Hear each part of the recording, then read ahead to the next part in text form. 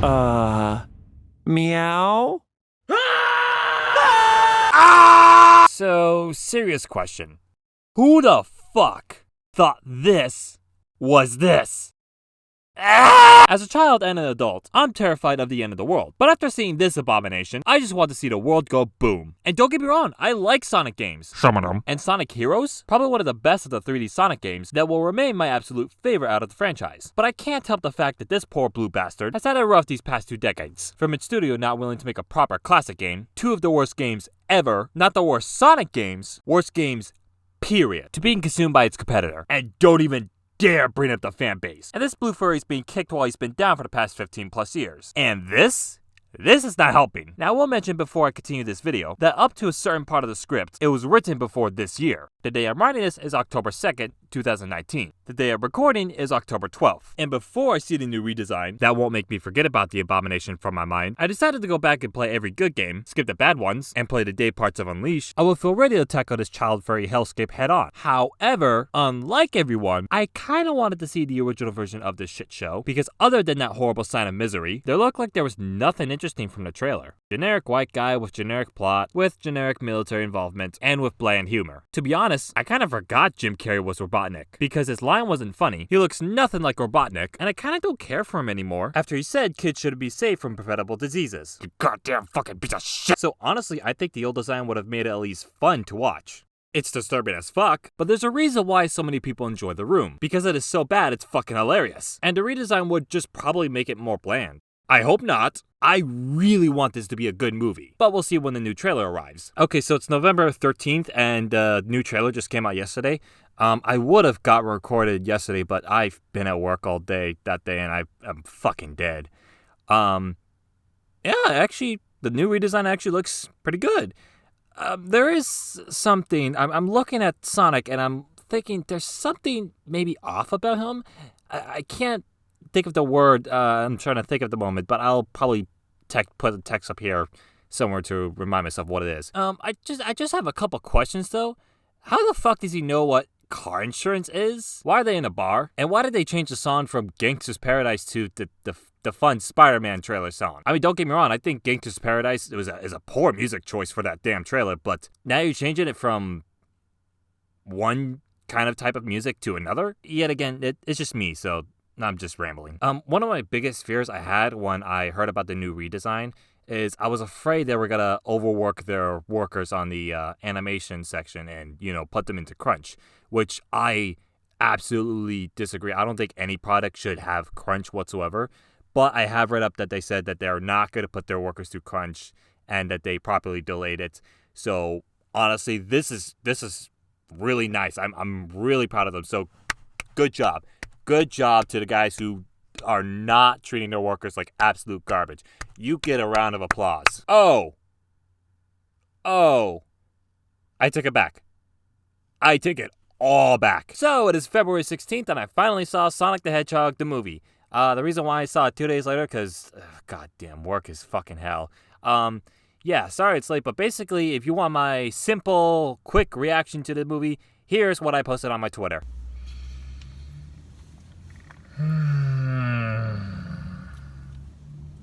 I'm gonna get drunk. Now, that's not saying because it's bad. It's not bad at all. The problem is it's not good as well. And what I feared what might have happened actually came true. That's not to say that there isn't any redeeming value in it. And like I said before, I really wanted this movie to be really good. And there are some people who say it's really good. And you know what? Good for them. As for me, it's just bland. And you might be asking, what kind of movies do I like? Well, I typically like movies that are really, really, really good or are god fucking awful. That's mainly because I can't stand bland movies. Movies that you forget like 10 minutes after watching. Because there's some movies like, say, Spider-Man Into the Spider-Verse, which is considered one of my favorite films of all time, is fucking amazing. I'm not going to talk about it right here because I would be going on way too fucking long. But I also like very god-awful movies like, say, I mentioned earlier The Room. Like I mentioned before, The Room is a good example. Because even though something is very bad, you could still have ironic enjoyment from it. There's a reason why I have a copy of the B movie, so whenever my buddies are over, we just have a drinking contest. And I always win because I don't drink. I know, I'm a lame ass motherfucker. But I like my liver, so yeah, no, I'm good. But anyway, you get the point. Now before I go on, I do need to say something. I understand that making an adaptation is not easy, especially when it comes to video game movies. Hell, a lot of different adaptations are horrible. This is especially true with video games. As you can tell from the multiple god-awful pieces of garbage we got over the year. Warcraft, Super Mario, Assassin's Creed. God damn, the list goes on and on. I can't fucking list them all. Now, the reason why I bring up adaptations is because we've done this before with the superhero genres. You know, there were years and years of freaking terrible superhero movies because Hollywood did not take a lot of comic book superheroes very seriously. And, you know, for a while we just had, you know, just straight up garbage piece of shit for like, I don't know, 2 decades? I fucking forgot because I wasn't even born yet. But then everything started to change near, like, say, the early to late 2000s, where films like X-Men were pretty decent, but wasn't necessarily the best kind of movie. And most of that changed when Spider-Man came around. The fight scenes were pretty good. The costumes were on point, not just for Spider-Man himself, but also for Dr. Octavius and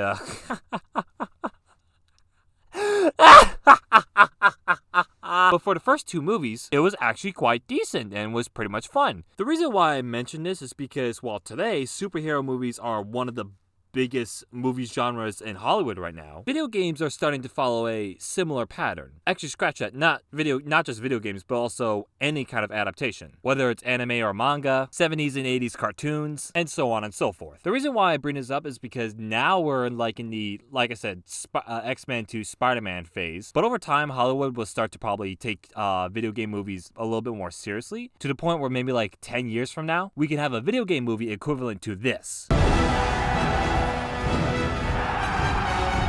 Oh. Assemble. Oh, yeah.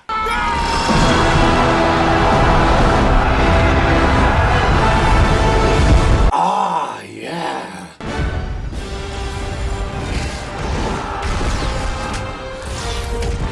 Oh, yeah. With that being said, I'm going to mention 2 movie adaptations throughout this entire review. The first being Detective Pikachu, which honestly I think is a better video game movie, and Alita Battle Angel, probably the best and the only anime adaptation that's really good. Anyway, with that being said, onto the video. Oh yeah, spoilers if you care about that. Also, I apologize if it sounds like I'm going off script. That's because I am going off script. If I have anything that I need to clarify or added thoughts that I didn't got to say before, I'll basically put them on a side note on the screen, just so I'm a little bit more clear. But either way, back to the video. The plot. Okay, I'm going to try to simple it as much as I can. So the story starts out with little baby Sonic, Star Wars did it better, running around through this, looks like the first level of the first Sonic game, where he's being raised by an owl. Well, throw these out the fucking window. He has these kind of powers that he needs to keep hidden in order from other people to abuse that power. Okay, so another question. Why the fuck is he, like, have electricity powers? Isn't that like the Flash? I don't remember a trail of electricity running through him when he was running, you know, in any of the games. But it's movie, whatever. Then everything changed when the Akina tribes attack. Okay, so this is pretty good. It's almost staying almost true to the lore. The Akina tribes showed up in a lot of the games in the comics. But then everything's cut short where the owl basically threw one of the rings and Sonic basically end up in the human world. Okay, so immediately 2 questions. 1, the rings. First of all, when can he start using them? Like, in the games, you have to find them, and they only bring you to, like, a bonus level. And 2, he usually can't control them. And another thing, being transferred to the fucking human world. This is something that kind of annoyed me, because I actually very much liked the beginning. Because it looked like we were gonna get, like, a nice, good Sonic origins for, like, a couple seconds. That and the human world is just dull. It's our world. It's very bland. I hate to admit it, but hey, our world sucks. We're gonna die in it, so whatever. Now, Sonic traveling to our human world is nothing new to the games or franchise. Secret Rings and Dark Knight had a very similar kind of concept, but he was kind of forced there, and it was in different times, like say the Arabian Nights era and the Dark Ages. The only thing I think this comes close to is the Sonic X show. But the thing is, between these games and the show and this movie, is that Sonic and the rest of the characters didn't really had a choice. They were kind of blown away by this interdimensional explosion. I don't know, it's been like fucking 10 years since I've seen it, so it's a little bit blurry. But Anyway, fast forward 10 years and he's basically a teenager. And he needs to stay hidden so then he won't get compromised, and if he ever gets found out, he just uses one of the rings to go to a mushroom world. He unfortunately gets figured out by the military after accidentally using his power. He then tries to escape, but the cop from the trailer sees him and he accidentally shot him with a tranquilizer dart. And he accidentally had one of the rings out, and then all the rings fell through that portal and it's in San Francisco. The military guys say, Hey, we need a evil guy with twirly mustache on the line for this. You sure about that? I don't think it's a good idea. Fuck you, you're fired. And that's when they get Dr. Robotnik, played by Anti-Fax Man. I am not letting that go, Jim! He chases them down while they're trying to get to San Francisco, and on the way they try to learn from one another, build up from one another, and when they finally get there, Sonic gets his rings, which then he says, But literally, you're my friend. in which case Robotnik finds him. Sonic and Robotnik gets into a fight, with Robotnik being pushed into the mushroom world. The end. Okay, so there's a lot of problems with the story, mainly with the relationship between Sonic and Tom. I'm not all against buddy-buddy movies. Hell, one of my favorite movies is a buddy cop movie. But the thing is that I can't really relate to Tom in this situation, especially with what he wants and what Sonic wants. Sonic wants to fit into the human world, and Tom wants to go to the big city to be a cop there. The problem with him is, I don't think anyone can really relate to him. He's just a standard guy, looking to go into a different place for his job, has a wife, and overall has a pretty good life. I don't think a lot of people would really be able to relate to him. That, and when he has to take Sonic to the big city, it feels less like a favor and more like an obligation. And I'll get to the characters in a little bit, but the relationship between the two is just, I don't know, it just feels a little bit forced. Whereas to say like something like Detective Pikachu, the relationship between Tim Goodman and Pikachu feels very real, especially since a lot of adults, myself included, can kind of relate to Tim on a personal level. A 20-some-year-old adult who's very worn out and tired and is stuck in a dead-end job, who's given up on his dreams to be a Pokemon master, especially when life doesn't go his way. That, and combined with the coffee-driven Pikachu, this duo makes the highlight of this movie. And while Alita doesn't have that kind of buddy-buddy storyline, it does have a good story of an apocalyptic world 300 years after a war. With good writing, good characters, and some kick-ass action scenes, it delivers on one of the most faithful manga and anime adaptations. I unfortunately can't say the same for Sonic. It's generic, but I don't say it's bad. The characters. There's not really much to talk about with the characters because, well, there's only really two that I can really talk about. As I mentioned before, Tom is kind of a guy who almost has everything he wants, so it's kind of hard to relate to him. His wife was there, but she only really does one thing useful in the movie, and that was to make Sonic sniff cocaine. Honestly, the main two character highlights is, of course, Sonic and Robotnik. Now, my biggest problem with Sonic is he just won't shut the fuck up. Like, I remember sometimes in the games he'll make a smart-ass remark, and that's usually because he's just a teenager and he just smack talks everyone. Well, almost everyone. Here, it just feels like he's trying to make you laugh. Like, here, I'll set up a scene for you. Snarky remark from Sonic. Serious line from Tom. Snarky remark from Sonic. Serious line from Tom. Serious line from Sonic. Snarky remark from Tom. A lot of the times, shit like that just kind of gets in the way for me. And the only time when it feels like he's trying to get emotion out of you is when he's trying to quote-unquote make a friend. Mind you, I said quote-unquote. And sure, I understand, he's lonely, he wants to make a friend. But the problem is, the person he's trying to be friend with is just very meh. Sorry, I have no words for that, it's just meh. And then we get to probably the highlight of the movie, Robotnik. Now, as much as I don't like Jim Carrey as much, I will have to admit, he's really good at what he does. And honestly, the type of humor he brings with Robotnik kind of sets a new light for what I want to see in Robotnik. With maybe one or two kind of moments that he was kind of like, you know, taking it to the extreme. And honestly, I kind of want to see more of it. The only downside I have to say with Robotnik is him with his constant obsession that he was the nerdy kid and he was bullied. And I fucking hate hearing that. Especially because sometimes when you're bullied, you don't grow up to become the villain and be like, oh, I was bullied and that's my backstory. Bitch, please. I was the bully and I was bullied in that order. And you know what I fucking did? I grew the fuck up. I realized what I did was wrong when I bullied kids, and I learned to stand up for myself when I was bullied. You being bullied should not be your defining character. The same goes when you're the goddamn bully, especially when people change over time. On top of that, there was just so many useless characters I could give two less fucks about. One being Tom's coworker. He's just meh. Again, meh. You can't use words, it's just meh. And Robotnik's assistant. I get he's there so then Robotnik could just shit on him, but honestly I don't see the point with him whatsoever besides just being shit on. Again, I'm gonna have to bring up Detective Pikachu and Alita Battle Angel. Now, I'm not saying they're perfect with their characters, especially when it comes to the love interests. Both Hugo and Lucy are fucking flat. Straight up flat. And while Alita and Hugo's relationship kind of had something in the end, Lucy was there because, you know, side duck. But with the character developments and relationships between Alita and the Doctor, feels very I don't know, what's that word, genuine?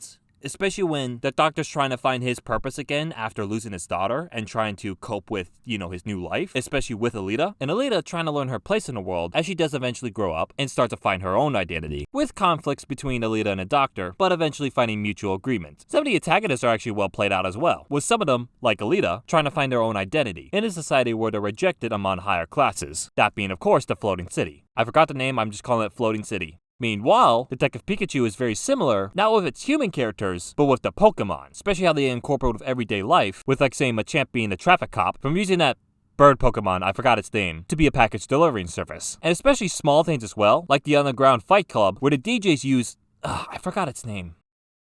Yeah, that, to play loud and obnoxious music. And it's those kinds of relationships that kind of brings the world of Pokemon to life, which makes the humans of the world, with them coping with the Pokemon in everyday life, feels very real in a world that's different to ours. That and that scene between Tim and Pikachu kind of just made me choke up a bit. What I'm trying to get as, Jim steals the show. As always. Humor. I'm gonna say it right now, they tried way too hard to make you laugh. Now, I typically love a movie that has a great sense of humor. And while humor is subjective, especially when it changes when you get older, people have different senses of humor. Whether it's late night show comedy or fucked up humor. I usually go for the latter. But whether you like one type of humor or another, you gotta admit they tried way too hard with this movie. Like, I don't think a full minute goes by without Sonic trying to get you to say something funny. Hell, that goes for everyone. While I kinda chuckled at some lines with Robotnik, as I mentioned before, he kind of brings it overboard a bit. There was only one time when I actually laughed, and it was right after when Sonic saved the turtle from being run over. He decided to take him for a joyride. So he takes the turtle with him and he just goes really, really fast. And there's one point there where he just held him up really high. The turtle flew out of his hand. That's what made me chuckle. And when that happened, I was like, yay, dead turtle! But no, I was kind of being serious. That was funny. Oh yeah, and this one bit where they had the Sonic meme drawn on a paper and made it look like it was drawn by a crazy old man. I like that. I thought that was pretty good. Unfortunately, when they try to get you to laugh more than once, it just kind of starts to numb your brain a bit. I kind of had the same feeling with Guardians of the Galaxy 2. While the first one had timing, and they wait for the right beats to play their jokes, it got more repetitive, and they laugh at their own jokes way too hard. But I got some more laughs out of that movie than I did with this movie. Like, there's this one where Sonic was on Robotnik's flying machines, and he made a joke about Amazon. That kind of didn't land with me. There was a bunch of times when he called Tom the Donut Lord, which I get, but I never laughed at that. I heard the audience laughing, but I wasn't fucking laughing. And I get a lot of them are catered towards kids, but even some of the kids in the theater, there were some jokes that went way over their head, and or they probably didn't thought it was funny. Oh yeah, and speaking of the kid thing, you know what fucking annoys me? Him flossing. That's when I fucking rolled my eyes and was ready to leave the goddamn theater. Also, for someone who knows what flossing is, how the fuck does he not know what a bucket list is? In fact, how does he know about Amazon's delivery system? Honestly, the humor just made me question the film more rather than laugh at it. And it's a shame because a lot of my favorite movies have a lot of humor. Good written humor, might I add. But none of them made me angry. Most of the time, they just made me slap my face. So, it gets a pass, but I'm not excusing it just because it's catered towards kids. And I'll explain why after this. The music, I honestly believe, is the weakest part of the movie. You know the music that plays in most summer blockbuster movies? You know, the one that goes, ba ba ba ba ba, ba ba ba ba ba. Okay, I'm kind of over-exaggerating on that, but that's what kind of felt like through most of the movie. Now, I'm not mentioning Alita for this one. While it does fit well into the Alita, it's not changed too much from, like, the Sonic one. At least, I believe so. I only saw Sonic once, and I wasn't paying too much attention to the music. But my biggest problem with it is that it doesn't have any music that kind of feels like the original games, and I honestly believe it would have benefited if something like that happened. Whereas like Pokemon, they kind of mix in between that, that usual movie music with some of the more techno kind of, beats like, especially considering the city that Tim's in. But there was nothing like that in Sonic. In fact, there was only one song that played near the very end, and it was the Green Hill Zone's theme on a piano, and that's it. Now, to me, music is very much key in a movie. I'm going to use Guardians of the Galaxy as an example. Now, all of it was music from the 70s and 80s that Star-Lord kind of grew up with, and most of the time, the way they execute it was just fun. I know Sonic had a couple of soundtracks in there.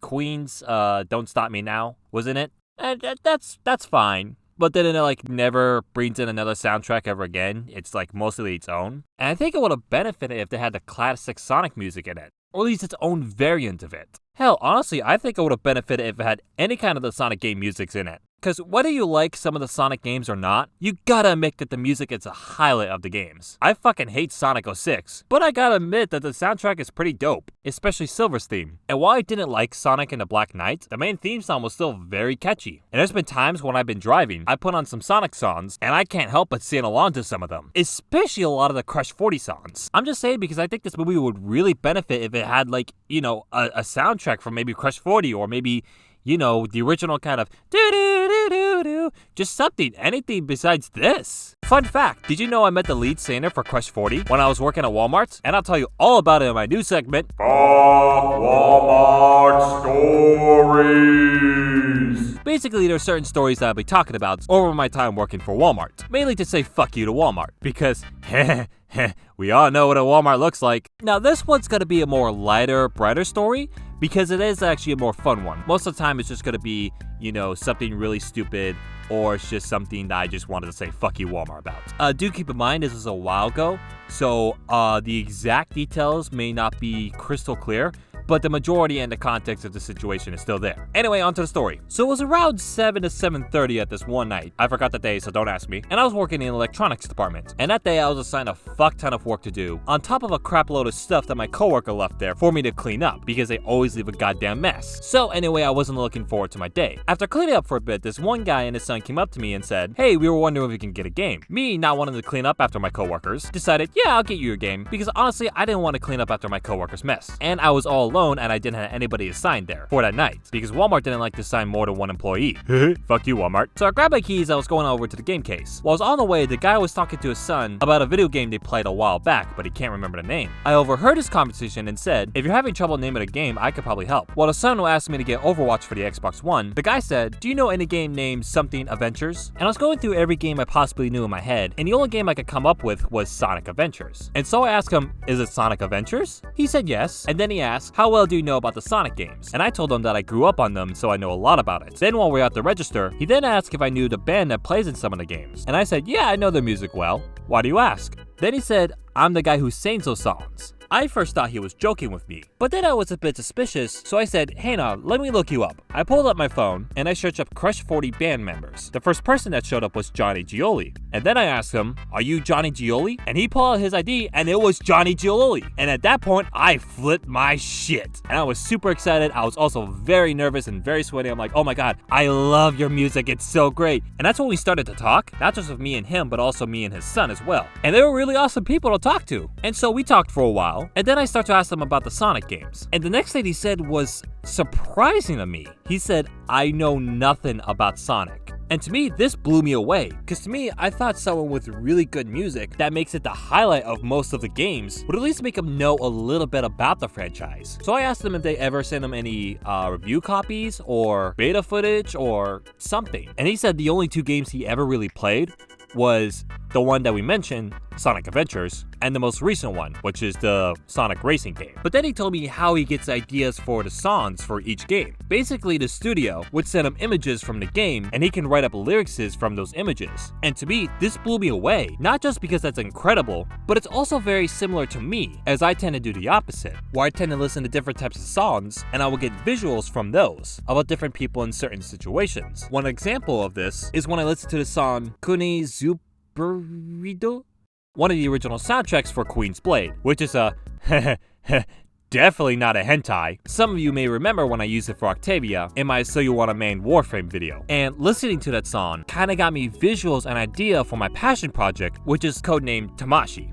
And so I told Johnny about this, and I told him what I'm going to school for, and he said that's pretty cool. And then, like the dumbass I am, I forgot to take a picture with him. And by the time the day ended, I was so fucking pissed at myself. Luckily, I did ask for 2 autographs, one for me and one for my youngest brother, since he is a big Sonic fan. And then, also like a dumbass, I lost that autograph. Luckily, I believe my brother still has his, and I gotta tell him if he can send me a copy of it by any chance. If I get it, I'll show up on here right now. But yeah, Johnny, if you're watching, and if your son is watching as well, thank you so much. You made my fucking day. And unfortunately, you won't find me at that store anymore, because the store manager is a fucking bitch.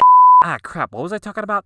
Oh yeah, music. Long story short, it's bland. Conclusion. So, overall, the movie wasn't really good, but I can't say it was god-awful. I enjoyed a couple parts of it, but there was just far more that kind of annoyed me than anything else. It's very harmless, and I can see a lot of kids enjoying this, and a lot of Sonic fans will enjoy it. To me though, there's just one major difference between this movie and the other two I mentioned. Okay, well maybe a couple of differences, but the major one being is that these two feels like a passion project. This feels like a cash grab. Mainly because I see these two and I can see effort being put into this, especially with the environment, the CG, and overall just making the worlds very lively. Whereas the Sonic movie, all I can see is a studio only really putting in a little bit of effort and is really trying to hook on your nostalgia. I'm pretty sure there are non-Sonic fans out there that would probably like it a little less because they don't have that nostalgic feeling with them. The one thing that really bugged me with this movie is the fucking product placements. Amazon, Zillow, Olive Garden, twice. And like a fuck ton more, I just can't remember all of them. The other two didn't need it because it was in its own world, and like I said, they were trying to make a good movie first and then worried about marketing. So in short,